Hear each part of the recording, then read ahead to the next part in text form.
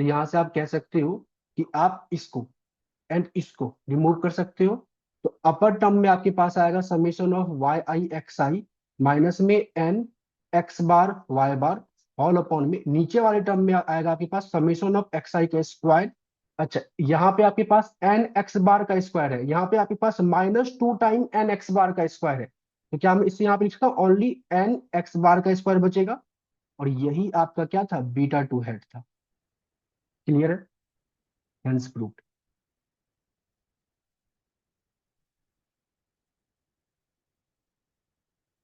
किसी को doubt anyone? No sir. No चलो सर। ठीक है, जिनसे नहीं हुआ उसका भी समझ में आ गया, कोई डाउट?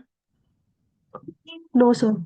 चलो ठीक है, आप ध्यान से देखते, तो ये हम लोगों ने लास्ट क्लास में जो किया था उतना ही मैंने आपको बताया, एक प्रूफ था जो कि अगेन हम लोगों ने कर लिया। ठीक है, चलिए आज की क्लास में जो नया कंसेप्ट हम लोग पढ़ने वाले हैं इकोनॉमेट्रिक्स के अंदर में, वो कंसेप्ट है classical linear regression model. Regression model, ठीक है, जिसको आप लोग शॉर्ट फॉर्म में CLRM इससे ट्रीट करोगे। ध्यान से देखिए, आपके कॉलेज में हुआ ये अजम्पशन अभी? No sir. अच्छा, नहीं हुआ है अभी तक। चलिए, so classical linear regression model क्या कहता है कि जब भी आप इकोनॉमेट्रिक्स के अंदर में कोई भी मॉडल को तैयार करोगे, कोई भी मॉडल बनाओगे, तो कुछ चीजें आप अज्यूम करके चलोगे कि वो आपके मॉडल में होगा ही होगा। जैसे लेटर सपोज अगर आप डिमांड एंड प्राइस को रिलेट करके कोई मॉडल बना रहे हो, तो वहां पे डिमांड एंड प्राइस के बीच में इनवर्स रिलेशनशिप एग्जिस्ट करेगा, ये आप मान के चलो कि वो होगा ही होगा। लेकिन हमेशा ऐसा नहीं होता है।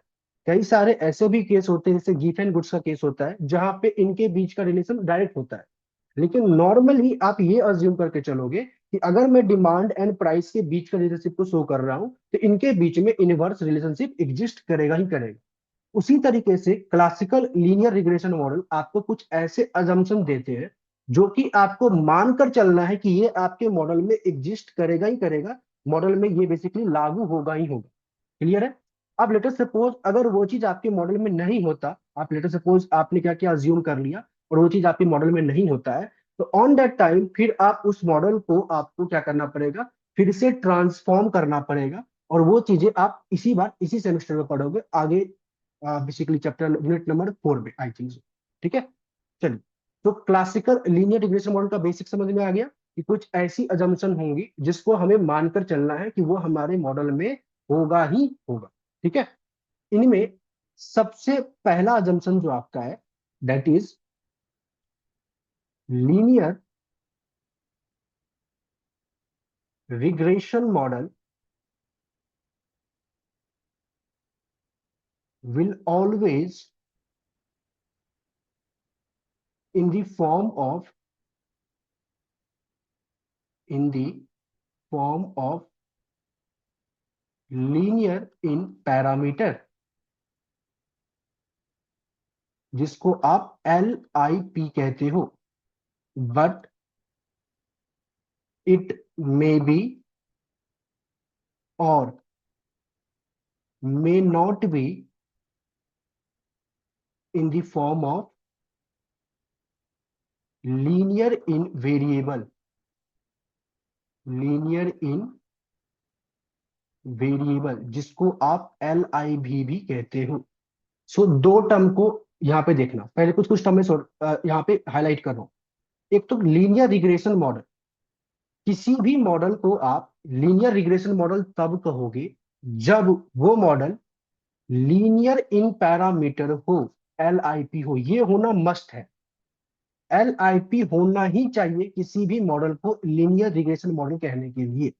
अब वो मॉडल लीनियर इन वेरिएबल हो भी सकता है, नहीं भी हो सकता है, वो सेकेंडरी मेथड। जो फर्स्ट एंड नेसेसरी कंडीशन क्या है किसी भी मॉडल को लीनियर रिग्रेशन होने के लिए, कि वो LIP होना चाहिए, लीनियर इन पैरामीटर होना चाहिए। अब उसके बाद आते हैं लीनियर इन वेरिएबल में, तो वो लीनियर इन वेरिएबल हो भी सकता है और नहीं भी हो सकता है। क्लियर है?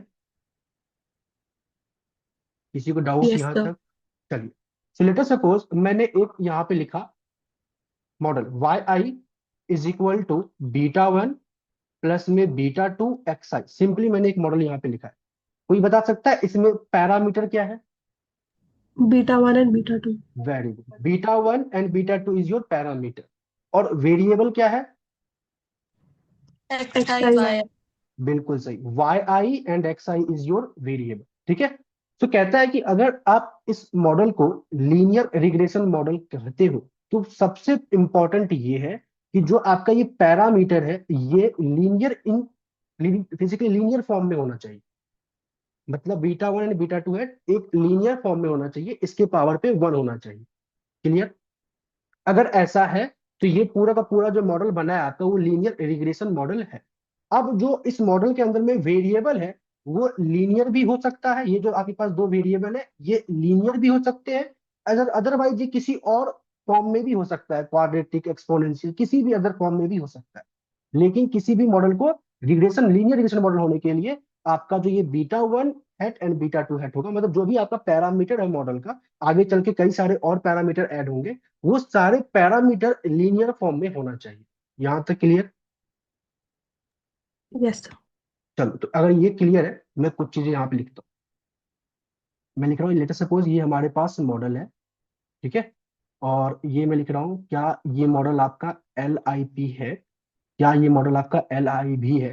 क्या ये मॉडल को आप लीनियर रिग्रेशन मॉडल कहोगे या नहीं कहोगे, ये आपको बताना है। ठीक है। सो सबसे पहला मैंने लिखा Y I is equal to beta one plus में बीटा टू एक्स आई। बताओ क्या ये एल आई पी है?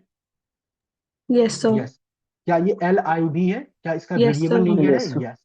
क्या ये लीनियर रिग्रेशन मॉडल है? बिल्कुल। चलिए, सेकेंड हमारे पास मॉडल आता है Y I is equal to beta one plus में बीटा टू एक्स आई का स्क्वायर। क्या ये मॉडल एल आई पी है? यस। यस बिल्कुल सर। सही। एल आई बी है? No sir. नहीं। लीनियर रिग्रेशन मॉडल है? यस। बिल्कुल सही। अब आते हैं तीसरे के पास। वाई आई कुछ इस तरीके से लिखते हैं, चलो। Log Y I is equal to beta one plus में बीटा टू एक्स आई। बताओ क्या ये एल आई पी है? Yes sir. L I B? No no sir. Sir. No. L linear regression model? Yes. Yes. Yes. चलो, अब एक और लिखते चलते हैं। मैंने लिखा यहाँ पे एक Y I is equal to beta one का स्क्वायर प्लस में बीटा टू एक्स आई। क्या ये एल आई पी है? No sir. L I B? Yes. Linear regression model? No sir. बिल्कुल करेक्ट। तो एल आई बी है तब भी हम लीनियर रिग्रेशन मॉडल नहीं कहेंगे जब तक कि वो एल आई पी ना हो। तो ये आप एक कंफ्यूजन दूर रखना। एल लीनियर रिग्रेशन मॉडल होने के लिए एल आई पी होना मस्ट है। एल आई बी है या नहीं है उससे कोई लेना देना नहीं। तो अगर इतना आपको समझ में आ गया, जिस तरीके से आप लेटर सपोज जब आप बुक खोलोगे, जैसे मैंने आपको कुछ बुकलेट में प्रोवाइड कर रहा हूँ जैसे ये, तो पहले तो कुछ बेसिक टर्म्स है जो आपको करा दिया गया है। ठीक है। इसके बाद ये प्रूफ्स है। प्रूफ्स में भी हम लोगों ने क्या कर लिया, लास्ट पहली क्लास में क्या सब कर लिया है, ये वाले प्रूफ्स कर लिए हैं, ये भी कर लिए हैं, ये भी कर लिए हैं, फोर्थ वन भी कर लिया है, और ये सेवेंथ वन भी कर लिया है आई थिंक। और आगे देखते हैं। बाकी फिलहाल के लिए चलो मैं जो क्वेश्चन का ये, चलो। सो आपके पास एक क्वेश्चन ये पूछा गया है, determine whether the following models are linear in parameter और लीनियर इन वेरिएबल और both, which of this model are linear regression model. पहला क्वेश्चन, क्या ये आपका एल आई पी है? Yes sir. ठीक है। क्या इसको मैं लीनियर रिग्रेशन मॉडल कह सकता हूँ? यस। Yes sir. क्या मैं इसको लीनियर रिग्रेशन मॉडल कह सकता हूँ? यस, ये भी एल आई पी है। क्या तीसरा वाला एल आई पी है? यस, ये तो हम लोग अभी करके ही देखे। फोर्थ वन, क्या आपका ये एल आई पी है? नो। नो, क्योंकि बीटा वन के साथ देखो ये एक लीनियर नहीं है, एक लोगारिथम फंक्शन आ चुका है। ठीक है, तो नन। इसके बाद ये जो बेसिकली फिफ्थ वन ई वाला पार्ट, क्या ये आपका एल आई पी है? Yes. Yes. Beta one and beta to जो है आपका एक लीनियर पैरामीटर है, तो yes L I P. Sixth one, क्या ये आपका एल आई पी है? Yes sir. ठीक है, कैसे समझ में आया? Beta one So beta two because linear है। beta 1 beta 2 linear है, yes, because the function x की value is an exponential but beta 1 beta 2 linear। Linear है। और वैसे ना इसको आप ऐसे नहीं लिखोगे, इसको आप पहले पेपर में ट्रांसफॉर्म करोगे। जब आप इसको विथ बोथ साइड लॉग ले लोगे इस वाले क्वेश्चन में, तो एल एन वाई आई, इसको क्या लिखोगे फिर हम लोग, आप लोग बीटा 1 प्लस में बीटा 2 एक्स आई प्लस में म्यू आई, फिर एल एन ई आ जाएगा। वैसे इसको ट्रांसफॉर्म करने की ऐसे अभी जरूरत है नहीं, क्योंकि लॉग जब अगर लगाते भी हो आप, चलो कर ही ले,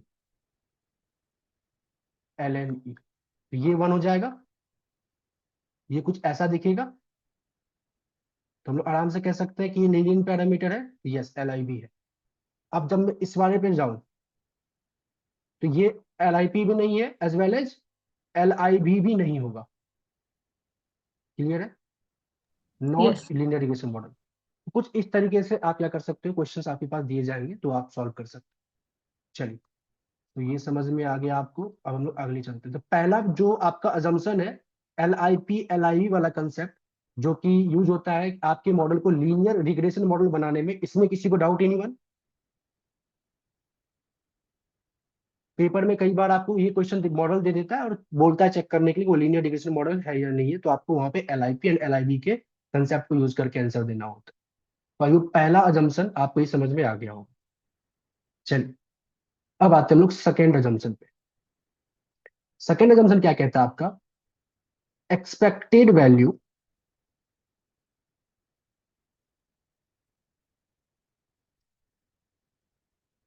स्पेलिंग मैंने गलत लिख दिया क्या? ये सही है? Sir, PE. पीई होगा, पहले ही सही था। चलो, expected value of population disturbance term is always equal to 0। The second जो आपका जंक्शन है सी एल आर एम का, वो ये कहता है कि जो एक्सपेक्टेड वैल्यू होगा population disturbance terms mu I का, on the basis of x I, या फिर इसको नॉर्मली आप एक्सपेक्टेड म्यू आई भी ऐसे भी लिख सकते हो, ये क्या होगा? इक्वल टू 0 होगा। अगर इसको थोड़ा डायग्रामेटिकली समझा जाए, ये कुछ इस तरीके से आपको बताना चाह रहा है।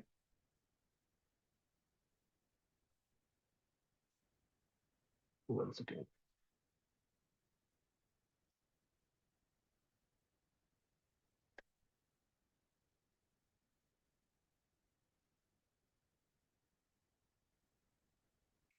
अगर ये आपके पास एक्स आई है और ये आपके पास वाई आई है, एंड लेटर सपोज ये आपके पास एक रिग्रेशन लाइन आया है, ये आपके पास बीटा 1 है, एंड अज्यूमिंग कि बीटा 2 जो है वो एक पॉजिटिव नंबर है, इसलिए आपने अपवर्ड स्लोपिंग रिग्रेशन लाइन बनाया है। आपने क्या किया, एक एक्स आई के ऊपर, लेटर सपोज किसी पर्टिकुलर प्राइस एंड डिमांड की बात कर रहे हैं, तो एक x1 के ऊपर आपने एक वैल्यू को प्रिडिक्ट किया। This is your expected Y I. इस वाले पॉइंट को हम लोग क्या बोलते हैं, अगर यहां से मैं इस वाले पॉइंट को निकालूं, इसको लोग बोलते हैं expected Y I on the basis of x I. अब इस एक्सपेक्टेड वाई आई को आपने क्या किया, एक्चुअल वाई आई से कंपेयर किया। लेट अस सपोज ये जो एक्सपेक्टेड वाई आई आया था लास्ट क्लास का, अगर एग्जांपल लेके चले, लेट अस सपोज ये 45 आया था, या कोई भी नंबर लेके आप चल सकते हो, कोई भी एक नंबर है, तो जिसकी एक्सपेक्टेड वैल्यू क्या आई है, कुछ आई है, लेट सपोज 45 आया है। आपने इसको एक्चुअल से जब कंपेयर किया, तो कुछ इस तरीके के दिखा। लेट अस सपोज मान लेते हैं ये 45 था, किसी पर्टिकुलर आपने कस्टमर को उठाया और उससे पूछा इस गिवन x1 पे आपने कितना डिमांड किया था, तो उसने बोला 48। तो 48 क्या मैं बोल सकता हूँ इसके ऊपर कहीं ना कहीं लाई करेगा? बोलो, अगर ये वैल्यू यस सर। 45 है तो इसके ऊपर कहीं ना कहीं 48 लाई करेगा। क्लियर? सिमिलरली किसी और कस्टमर से को आपने उठाया, उससे पूछा तो उसने बोला 46, तो 46 भी इसके ऊपर लाई करेगा। किसी और को आपने उठाया, उससे पूछा, उसने बोला 44, तो 44 यहाँ लाई करेगा। किसी और कस्टमर से पूछा, उससे आपने बोला तो वो बोला 43, 43 कहीं यहाँ पे लाई करेगा। किसी और ने बोला 49, किसी और ने बोला 42, कुछ इस तरीके से। अगर आप सभी एग्री करो, तो क्या इन्हीं के डिफरेंस को हम लोग म्यू आई कहते हैं? Yes sir. इनके डिफरेंस को म्यू आई कहेंगे, इनके डिफरेंस को म्यू आई कहेंगे। तो क्या मैं बोल सकता हूं कि इस रिग्रेशन लाइन के एबव जितने भी पॉइंट्स हैं, उनके डिफरेंस से जो हमारे पास म्यू आई आएगा, ये सारे के सारे म्यू आई एक पॉजिटिव नंबर होंगे? बोलो। Yes sir. क्योंकि 48 माइनस 45 3, 46 - 45 1। सिमिलरली इस इस रिग्रेशन लाइन के नीचे जितने भी म्यू आई आएंगे डिफरेंस से, वो सारे के सारे क्या होंगे, निगेटिव होंगे। यस। बोलो।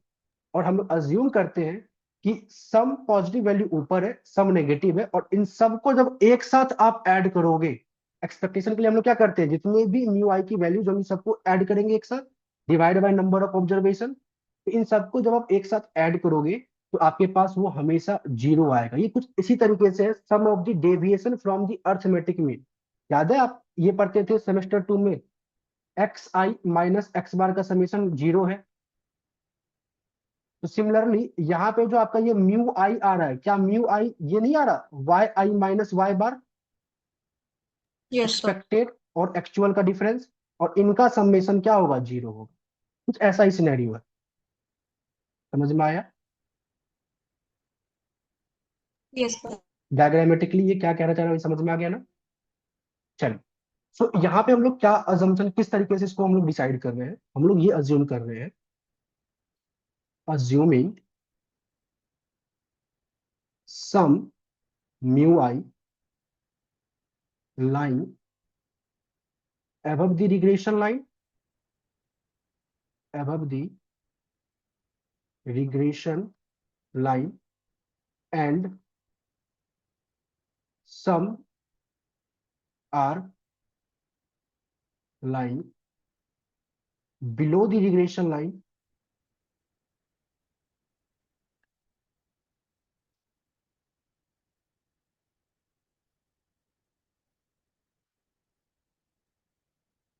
and summation of all always equal to zero, always equal to zero. तो कुछ ये आप कंसेप्ट को यूज करके बोल रहे हो, एक्सपेक्टेशन ऑफ म्यू आई जो होगा, मतलब कि पॉपुलेशन डिस्टर्बेंस टर्म का जो एक्सपेक्टेशन होगा वो हमेशा इक्वल टू जीरो होगा। किसी को डाउट एनी वन यहां तक में? No sir. चलिए। तो this is your second and CLRM का जंक्शन, ठीक है। चलिए, इसके बाद हम लोग तीसरे पे आते हैं।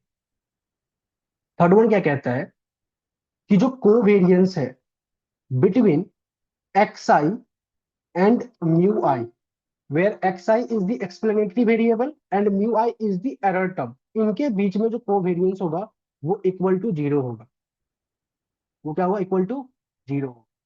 ये किस तरीके से बोला जा रहा है, ध्यान से देखो। आपने बोला, लेट अस सपोज एग्जांपल लेके चलते हैं वही डिमांड एंड प्राइस का, कि आपने ना एक एक्स आई एक एक्स वन रखा, प्राइस प्राइस क्या है, तो मैं आपने बोला कि 30 रुपए है प्राइस इस मार्कर का। तो 30 रुपए पे जो इकोनॉमिस्ट ने एक डिमांड बताया, एक्सपेक्टेड डिमांड, जो कि क्या है, expectation of y1 given x1।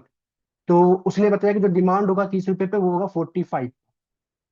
चलिए, तो हर एक 30 पे 45 का डिमांड होगा। अब जब एक्चुअल में डिमांड आया, जब एक्चुअली आपने इसको कंपेयर किया एक्चुअल डिमांड से, तो किसी कस्टमर ने 48 का डिमांड किया, किसी ने 46 का, किसी ने 45 का, किसी ने 44 का, कुछ इस तरीके से। अब ध्यान से देखो, आप इससे क्या करोगे, एरर टर्म निकालोगे। म्यू आई किस तरीके से निकलेगा, इन दोनों के डिफरेंस से। तो इन दोनों के डिफरेंस से यहाँ पे कुछ म्यू आई आपके पास 3 आएगा, किस 2 आएगा, यहाँ पे 0 आ रहा है, यहाँ पे क्या आ रहा है, तो -1 आ रहा है। आपको किसके बीच का कोरिलेशन चाहिए, इनके और इनके बीच का। एक टर्म आपका कांस्टेंट है, अज्यूम करते हो ना कि जो प्राइस होगा वो गिवन होगा हमारे लिए, और एक टर्म आपका वैरी कर रहा है। तो क्या इनके बीच में कोई कोरिलेशन होगा, नहीं। तो सिंस एक टर्म आपका, अज्यूमिंग कि आप उसको गिवन मान रहे हो, फिक्स्ड है, और एक टर्म आपका वैरी कर रहा है, देयर इट मींस कि इनके बीच में कोरिलेशन नहीं है। अगर कोरिलेशन नहीं है तो covariance between this two variable always be equal to zero. Clear है? Yes sir. लेकिन यस। लेकिन इनके और इनके बीच में कोरिलेशन है, क्योंकि जो आपका म्यू आई है इस वाई आई पे ही डिपेंड कर रहा है। Okay. But X I and mu I के बीच में कोई कोरिलेशन नहीं है। तो ये आपका तीसरा अजम्पशन है सीएलआरएम। चलिए, इसके बाद अब हम लोग आते हैं फोर्थ वन, ठीक है। अब यहां से फोर्थ वन से जो भी हम लोग अजम्पशन करने वाले हैं, शुरुआत के 3 अजम्पशन बेसिक थे। अब यहां से जो भी अजम्पशन हम लोग करने वाले हैं, इन सब के ऊपर आपको अगले यूनिट नंबर 4 में अलग से चैप्टर पढ़ना पड़ेगा, जहां पे आप इसको अच्छे तरीके से समझोगे। बट अभी फिलहाल अजम्पशन क्या कहता है वो समझते हैं। सबसे पहला अजम्पशन है होमोस की डास्टिसिटी। होमोस की डास्टिसिटी, ओके। जहां पे इस होमो का मतलब होता है इक्वल, और ये जो ऊपर आपको इसकी डास्टिसिटी दिख रहा है, इसका मतलब होता है वेरिएंस। तो क्या मैं बोल सकता हूँ होमोस की डास्टिसिटी का बेसिकली मतलब क्या होगा? Equal variance. किसका वेरिएंस इक्वल होना चाहिए? तो ये कहता है variance of population disturbance term must be equal which is sigma square. यहाँ पे आई नहीं लगा। आई नहीं लगा मतलब क्या है कि डिफरेंट डिफरेंट म्यू पे, मतलब जब आप म्यू 1 डालो, म्यू 2 डालो, कुछ भी डालो, हमेशा इसकी वैल्यू क्या आएगी? सिग्मा स्क्वायर ही आएगी। क्लियर है? इसको अगर थोड़ा डायग्रामेटिकली समझे अपने सिलेबस के अकॉर्डिंग, 1 सेकेंड, कुछ इस तरीके से देखेंगे। आपके पास अगेन ये एक्स आई है, and this one is Y I. आपने एक रिग्रेशन लाइन को ड्रॉ किया, बीटा 1 से स्टार्ट हो रहा है, एंड अज्यूमिंग कि बीटा 2 आपका पॉजिटिव है। किसी पर्टिकुलर x1 पे आपने इसकी एक्सपेक्टेड वैल्यू निकाली, जो कि ये पॉइंट था। इस एक्सपेक्टेड को आपने जब एक्चुअल डिमांड से कंपेयर किया, तो आपके पास कुछ टर्म्स आए जिसको आप एरर टर्म कह रहे हो। कुछ एरर टर्म पॉजिटिव, कुछ एरर टर्म नेगेटिव। सिमिलरली आपने दूसरे, लेट अस सपोज ये था प्राइस एट p = 30, x1 = 30। आपने प्राइस को इंक्रीज किया एक बार। लेट अस सपोज आप क्या कर रहे हो, आप x2 पे देखना चाहते हो, तो x2 पे आपके पास एक अलग एक्सपेक्टेड वैल्यू आएगी, डिफरेंट प्राइस को डिफरेंट एक्सपेक्टेड वैल्यू आएगी। और इस डिफरेंट एक्सपेक्टेड वैल्यू को आप फिर से क्या करोगे? एक्चुअल से कंपेयर करोगे, तो फिर आपके पास कुछ एरर टर्म आएंगे, कुछ पॉजिटिव और कुछ नेगेटिव। तो ये जो एरर टर्म है, सिमिलरली एक और प्राइस ले लेते हैं सो दैट की डायग्राम आपके बुक से मैच और अच्छे से करे। इस x3 पे आपने एक और एक्सपेक्टेड निकाला, इस एक्सपेक्टेड को इसके एक्चुअल से कंपेयर किया, तो यहां से भी एरर टर्म आपके पास आए म्यू आई, कुछ पॉजिटिव एंड कुछ नेगेटिव। अब इन एरर टर्म में हर एक x1 x2 x3 पे जो म्यू 1 म्यू 2 म्यू 3 आएगा, इनके बीच में जो वेरिएबिलिटी है वो इक्वल होगी। सॉरी, वेरिएबिलिटी मतलब, हाँ सही है, मतलब वेरिएंस जो है वो इक्वल होगी, कुछ इस तरीके से। मतलब सभी का जो ये मीन होगा कुछ इस तरीके से वो इक्वल होगा, मतलब जो height of the standard bell shape diagram होगा वो इक्वल होगा। क्लियर है? यस। किसी को डाउट इसमें? एनीवन? देखो डाउट है तो पूछो, चुपचाप रहोगे तो फिर आगे दिक्कत होगा। ठीक है, चलिए। Sir yes. सर मतलब कि म्यू की पॉजिटिव वैल्यूज और नेगेटिव वैल्यूज सब में कैंसल आउट करेंगी, लेकिन वो इक्वल स्प्रेड आउट होती हैं। नहीं, इक्वल से ये नहीं बोला कैंसल आउट, तो वो तो एक्सपेक्टेड के टर्म्स में करेगा। अभी हम बस चेक कर रहे थे वेरिएबिलिटी कितनी है। तो जो वेरिएबिलिटी इसमें होगी ना, यहाँ वाले म्यू में, in respect of this x1, वही यस सर। वेरिएबिलिटी यहाँ वाले म्यू में भी होगी in respect to this x2। Okay, clear? मतलब जब, वेरिएबिलिटी हाँ, इक्वल होगी। हाँ हाँ बिल्कुल, variance of mu I equal होगा। Okay okay, sir.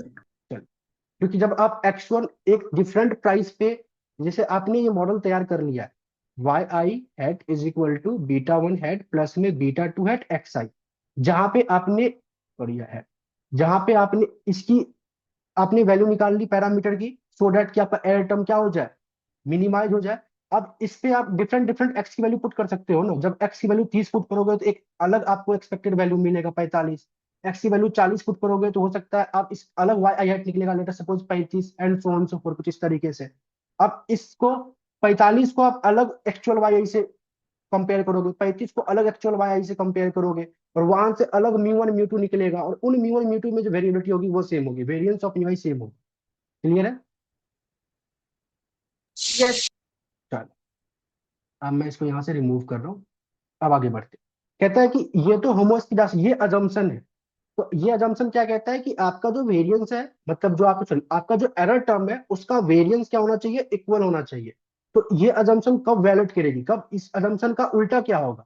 अगर ये मान लेते मॉडल में नहीं होता तो फिर मॉडल में क्या होगा, क्या हो सकता है।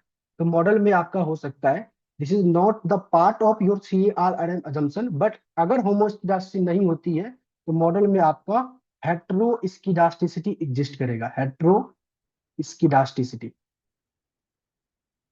हेट्रोस्किडास्टिसिटी का बेसिकली मतलब होता है जो आपका, जैसे यहाँ पे वेरिएंस इक्वल था, यहाँ पे आप बोलोगे अनइक्वल वेरिएंस, अनइक्वल वेरिएंस।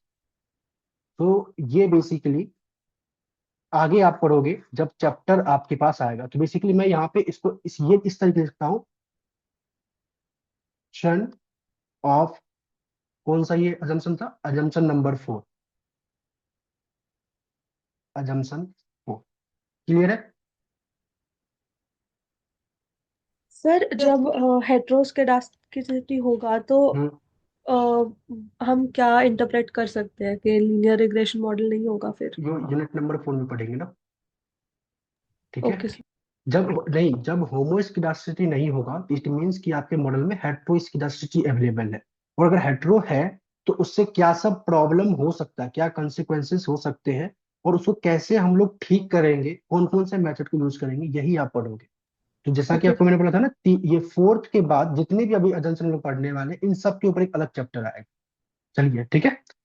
इसके बाद हम लोग आते हैं फिफ्थ वन। यहाँ तक किसी को डाउट है चार अजम्पशन में? आई होप चारों अजम्पशन सबको क्लियर होगा। यस। फिफ्थ अजम्पशन आपके पास आता है, that is no autocorrelation, autocorrelation.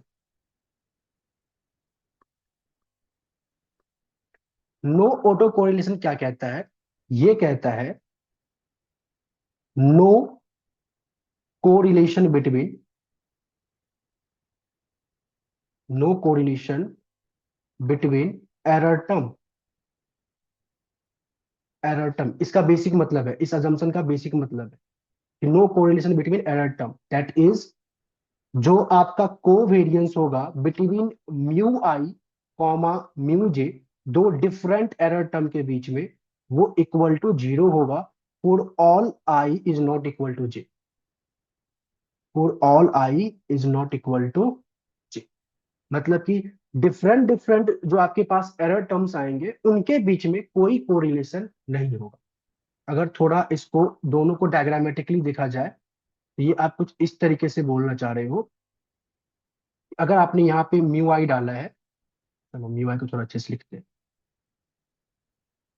और यहाँ आपने म्यू जे डाला है, तो इनके बीच में कोई कोरिलेशन, कोई पैटर्न नहीं बनना चाहिए। ये कुछ ऐसा अगर बन रहा है आपस में, जैसे मन तैसे आसपास ही लाई कर रहा है, मतलब किसी तरीके का आप रिलेशन नहीं बना पा रहे हो, तो this is your no autocorrelation, no autocorrelation. थोड़ा इसको और अच्छे से आप समझना चाहो तो जैसे ऊपर हम लोग कर रहे हैं, जैसे इस वाले डायग्राम में जो आपके डिफरेंट डिफरेंट एक्स पे जो डिफरेंट डिफरेंट म्यू लाई करेगा, इन म्यू में किसी तरीके का कोई कोरिलेशन नहीं होना चाहिए। सिमिलरली यहाँ पे भी, सिमिलरली यहाँ पे भी। क्लियर है। यस। अगर कोरिलेशन एग्जिस्ट करता है तो कैसे करेगा, तो ये डायग्राम मैंने नो ऑटो कोरिलेशन का मैंने बनाया है। अगर कोरिलेशन एग्जिस्ट करता है, इफ कोरिलेशन एग्जिस्ट, तो डायग्राम कुछ इस तरीके से, दो टाइप की कोरिलेशन आपके पास एग्जिस्ट कर सकते हैं। तो इसलिए मैं दो डायग्राम बना रहा हूं, mu I mu J, mu I and mu J. मैं यहाँ पे बोला कुछ ऐसा है। अगर थोड़ा सा आपको स्टैट सेमेस्टर 2 याद हो, क्या मैं बोल सकता हूँ कि इस डायग्राम से कुछ मैं ये इंटरप्रेट कर सकता हूँ कि म्यू आई बढ़ रहा है तो म्यू जे भी बढ़ रहा है, म्यू आई कम हो रहा है तो म्यू जे भी कम हो रहा है। Yes sir. There is positive auto correlation.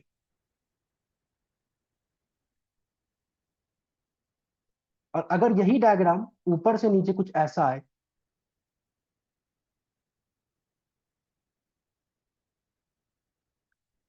तो यहाँ पे भी एक रिलेशन आप बना पा रहे हो ना, कि जैसे जैसे एक बढ़ रहा है दूसरा कम हो रहा है, एक कम हो रहा है दूसरा बढ़ रहा है, मतलब डाउनवर्ड स्लोपिंग लाइन कुछ इस तरीके से ट्रीट करो। There is negative auto correlation. Clear है? अब ये होता है तो क्या कंसिक्वेंसेस होंगे, कैसे ठीक होगा, वो आप अगले चैप्टर में पढ़ोगे जब आपका सर यूनिट नंबर 4 आएगा। यस। सर ये हम म्यू आई और म्यू जे वो ले रहे हैं क्या, जो एक्स आई पे डिफरेंट डिफरेंट लोगों की डिफरेंट डिफरेंट एरर्स आ रहे हैं? बिल्कुल बिल्कुल। ओके। क्लियर है? और कोई डाउट एनीवन? चलिए, अगर यहाँ पे समझ में आपको ये आ गया, सो क्या मैं ऐसे बोल सकता हूं कि अगर आप ये बोल रहे हो कि डिफरेंट डिफरेंट एरर टर्म के बीच में रिलेशन नहीं है, थोड़ा सा ऊपर और बढ़ते हैं, यहाँ पे मैंने आपको बोला था कि एक्स में एंड म्यू में रिलेशन नहीं है, लेकिन इस म्यू में एंड एक्स में तो रिलेशन होगा, क्योंकि ये जो म्यू आ रहा था ये इस वाई की वजह से ही आ रहा था। बोलो, जो different different mu I exist आपका कर रहा था वो डिफरेंट डिफरेंट वाई की वजह से कर रहा था ना। Yes sir. तो क्या मैं बोल सकता हूँ कि अगर डिफरेंट डिफरेंट म्यू में कोई कोरिलेशन नहीं है तो डिफरेंट डिफरेंट वाई में भी कोई कोरिलेशन नहीं होगा? Yes sir. तो यहां से एक नोट लिखा जाता है इन कोरिलेशन में, this is not your assumption, assumption आपका यही था सीआरएम का, नो ऑटो कोरिलेशन, बट इसी से हम एक और रिजल्ट को डिराइव कर रहे हैं, that is since any two error term is assumed to be uncorrelated, it means that two yi value will also uncorrelated.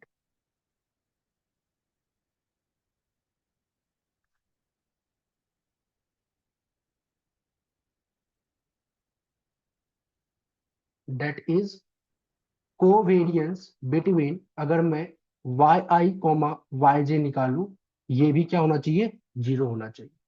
ऐसा इसलिए क्योंकि जो आपके पास मॉडल होता है Y I is equal to beta one plus में beta two x i plus में mu i, तो आप इस beta one and beta two को तो फिक्स्ड लेके चलते हो, ये तो एक नंबर आप एस्टिमेट करते हो, and x i assume to be fixed, ये भी आपके पास गिवन होता है। तो ये वाई आई में चेंज आएगा या तो ये म्यू आई में चेंज आएगा, वो इन्हीं दोनों आपस की वजह से चेंज आएगा। तो अगर इन्हीं की वजह से आपस में चेंज आ रहा है, तो जैसा रिलेशन म्यू आई का होगा वैसा ही रिलेशन क्या होगा, वाई आई का ही होगा। दैट्स वाई हम लोग बोल रहे हैं कि अगर आपके दो एरर टर्म के बीच में कोई कोरिलेशन नहीं है तो दो वाई आई वाली वैल्यूज के बीच में भी कोई कोरिलेशन नहीं होगा। क्लियर है? Yes sir. चलिए, तो this is your basically fifth assumption. अब हम लोग पढ़ते हैं आगे। फिफ्थ के बाद आपके पास सिक्स अजम्पशन आता है, that is no specification, no specification biasedness. ठीक है, नो स्पेसिफिकेशन बायस्डनेस। ये क्या कहता है कि जो आपका एरर टर्म आ रहा है, जो भी आपका एरर टर्म है, that should not be, that should not be specified. कहने का मतलब ये है कि लेटर सपोज आपने एक मॉडल तैयार किया, Y I is equal to beta one hat plus में beta two hat x i plus में म्यू आई, कुछ इस तरीके से आपने एक मॉडल तैयार किया। ठीक है, इस पे हम लोग लेटर सपोज यहाँ पे मैं म्यू आई हैट लगा देता हूँ फिलहाल के लिए। ठीक है, तो आप क्या कह रहे हो, ध्यान से सुनना, अगर आप सभी एग्री करो, this is your what expected Y I on the basis of x i, last class में पढ़े थे, और इसी में जब हम लोग एरर टर्म ऐड करते थे तो हमारे पास ये एक्चुअल वाई आई आता था। तो कहने का मतलब ये है कि, यस, किसी को डाउट एनीवन?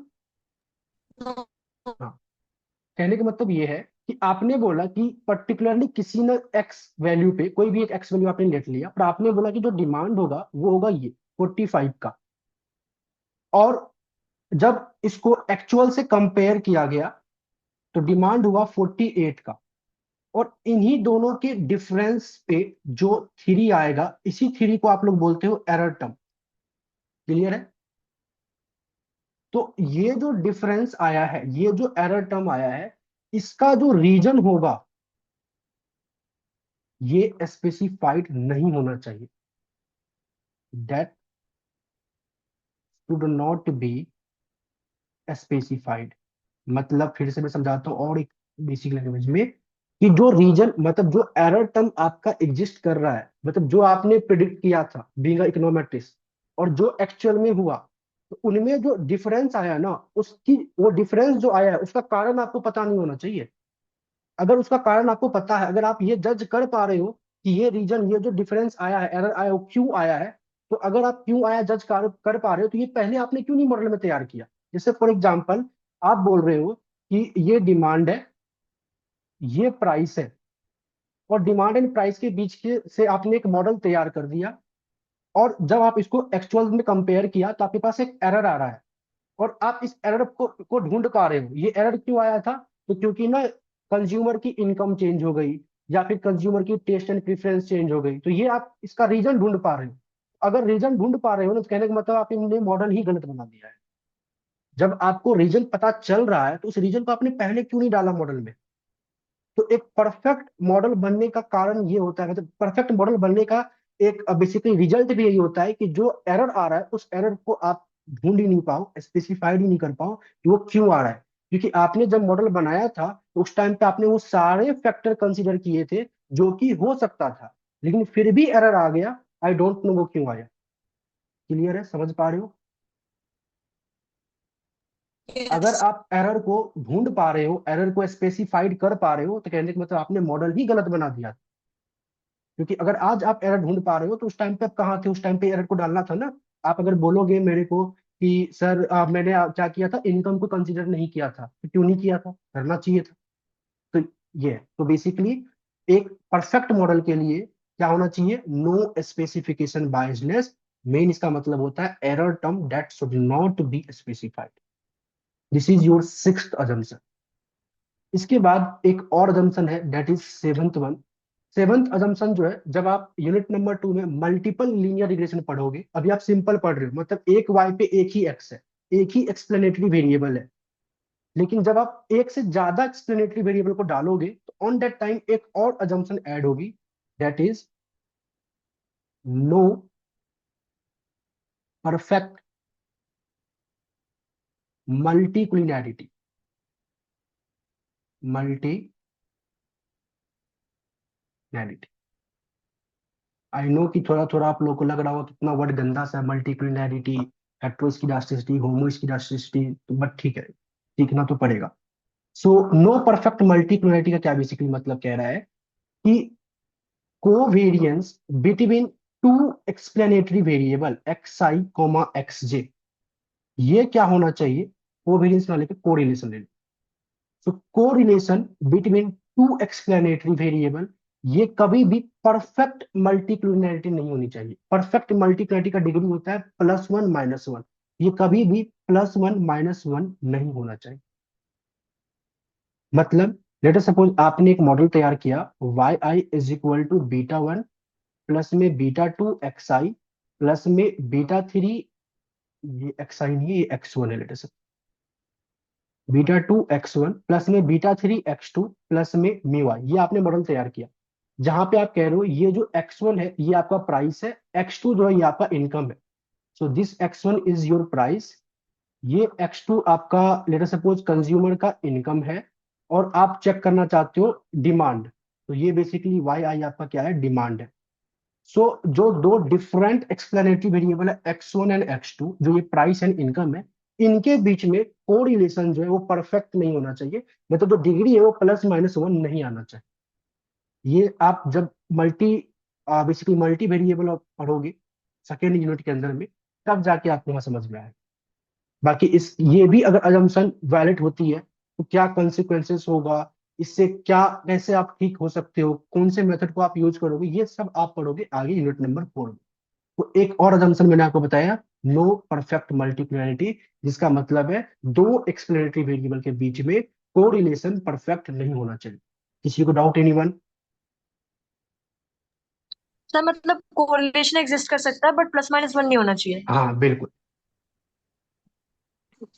परफेक्ट मल्टीप्लियरिटी एग्जिस्ट नहीं करनी चाहिए। ओके, इसके अलावा कुछ हो सकता है, प्लस वन माइनस वन के अलावा कुछ भी हो सकता है, बट बाकी plus one and minus one नहीं होना चाहिए, क्योंकि परफेक्ट कोरिलेशन का डिग्री होता है plus one and minus one. चलिए, यहां तक में किसी को डाउट? एनीवन? No sir. ठीक है, तो ये टोटल आपने सेवंथ अजम्पशन पढ़ा है, correspond to the simple linear regression model, जिसमें 6 तो आपके सिंपल में लगेगा और एक एक्स्ट्रा जो कि CLRM की ही अजम्पशन है, बट आप जब मल्टीपल वेरिएबल वाला मॉडल तैयार करोगे तब आपको ये समझ में आएगा। और seventh, six, fifth and fourth जो आपने होमोस्किडास्टिसिटी हेड और उसके बाद autocorrelation, specification biasedness and multicollinearity, इन चारों के ऊपर आपके लिए अलग से चैप्टर दिया गया है, जहां पे आप समझोगे कि अगर ऐसा नहीं होता तो क्या कॉन्सिक्वेंसेस होगा एंड कैसे इसको ठीक करेंगे। एंड जो पहला तीन है ये एक बेसिक CLRM की assumption है। यहां तक में अगर कोई डाउट हो तो आप लोग पूछ सकते हो, नहीं तो यहां तक में आपका जो बेसिक टर्म्स को समझने का काम था वो हो चुका है। नेक्स्ट क्लास से जो भी हमारा कंसेप्ट होगा इकोनॉमेट्रिक्स में, वो या तो प्रूफ होगा या तो प्रैक्टिकल वर्क वाला काम होगा। क्लियर है? Yes sir. ओके, तो यहाँ तक किसी को डाउट हो तो आप लोग पूछ सकते हो। आज की क्लास में हम लोग इतना ही करेंगे, बस जो अजम्पशन हम लोगों ने पढ़ा था इसी को अच्छे से करेंगे। अच्छा, मैंने आपको बोला था पहले क्लास में कि इकोनॉमेट्रिक्स के शुरुआत के 5-6 क्लास में आपको हर एक क्लास को 2-2 बार देखना है, और हर एक क्लास में जो भी चीजें कराई जा रही है उसको खुद से 2-2 बार प्रैक्टिस करना है। क्योंकि अगर आप इसके वेरिएबल पैरामीटर से अच्छे तरीके से हो जाओगे, बेसिकली समझ जाओगे अच्छे तरीके से, तो आगे का जो भी कंसेप्ट होगा वो आपको बहुत अच्छे से समझ में आगे। फिर प्रैक्टिस है, सिर्फ और सिर्फ क्वेश्चन है, यहाँ पैटर्न आपको पता रहेगा, तरीका आपको पता रहेगा, फॉर्मूला पता रहेगा, उसको यूज करना है। लेकिन वो फॉर्मूला को किस तरीके से यूज करना है वो आपको शुरुआत के 5-6 क्लास ही देना है। अभी आपको बुक से कोई क्वेश्चन नहीं करने हैं, शुरुआत के 5 क्लास में बस रिवीजन करना है, दोबारा से क्लास देखना है एंड दोबारा से मतलब कम से कम 2 बार जो क्लास में हो रहा है उसको प्रैक्टिस करना है। क्लियर है? Yes sir. ओके, चलिए, सो अगर ये समझ में आ गया, this is all about today's class. किसी को कोई डाउट है तो पूछ सकते सर हैं। यस। सर जो होमोस्किडास्टिसिटी वाला डायग्राम हम्म, बनाया फिर ये रहा होमोस की डस्ट। यस। सर उसको मतलब बेसिकली सर मतलब आपने जो डॉट्स बनाए डेटा पॉइंट्स सर इनका हम्म, स्प्रेड अगर ज्यादा हो जाए एक में और एक में कम हो जाए तो सर वेरिएंस चेंज हो जाएगा बिल्कुल ना, ज्यादा नहीं हो बिल्कुल, सकता।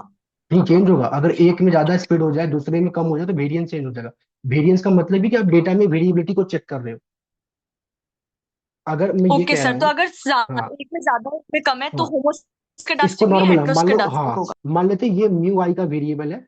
जैसे आप नॉर्मल डिस्ट्रीब्यूशन में पढ़ते थे, ठीक, जैसे आपने वहां एक्स आई पढ़ते थे कि एक्स आई एक ऑब्जर्वेशन है। अब ऑब्जर्वेशन की जगह पे इसको एक डिस्टरबेंस टर्म का वैल्यू समझ लो, ठीक है, म्यू आई है। इस पे आपने एक यस। बेल शेप डायग्राम बनाया। सिमिलरली लेट सपोज ये म्यू वन था और ये एक म्यू टू था, म्यू टू पे भी आपने एक बेल शेप डायग्राम बनाया। अगर म्यू वन का जो ऑब्जर्वेशन है इसकी वेरिएबिलिटी और म्यू टू का जो ऑब्जर्वेशन है इसकी वेरिएबिलिटी अगर दोनों आपस में सेम है, तो इन दोनों का जो हाइट होगा डायग्राम का वो सेम होगा। क्लियर है? यस। और इसका ही मतलब है कि मतलब म्यू वन का भी वेरिएंस और म्यू टू का भी वेरिएंस सेम है, that is sigma square. Sigma square निकालोगे मतलब ऐसा नहीं कि सिग्मा स्क्वायर बस लिखेंगे, वो एक फॉर्म लिखा हुआ है, इसकी वैल्यूज निकलेगी। क्लियर है? Okay sir. चलिए, और कोई डाउट? एनीवन?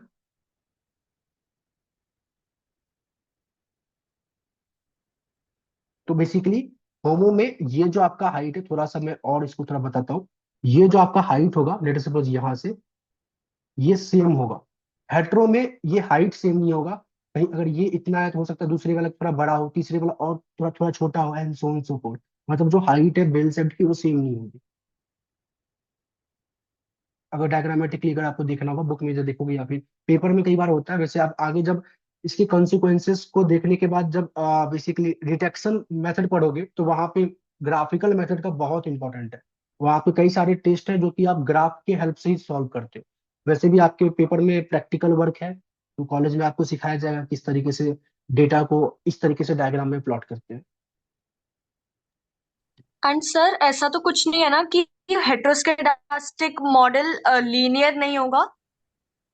नहीं, लीनियर के लिए, किसी भी मॉडल को लीनियर रिग्रेशन मॉडल के लिए हमें बस ये पहला वाला कंसेप्ट देखना है, ये वाला पहला मॉडल, इसके अलावा कुछ नहीं देखना। Okay sir, okay sir. ठीक है, और कोई डाउट एनीवन किसी भी मेथड में? सारे जंक्शन करेक्ट है? Yes sir. चलिए करेक्ट है, तो फिर मैं फिर से रिपीट कर रहा हूँ, शुरुआत के 5 क्लास आपको क्वेश्चन कुछ नहीं करने, बुक तो को कुछ नहीं करना, जो करा रहा हूँ बस उसी को बार बार रिवीजन करना। तो आज की क्लास में हम लोग इतना ही करेंगे। फिर भी कोई डाउट अगर आप लोगों को बचता है तो आप लोग पूछ सकते हैं।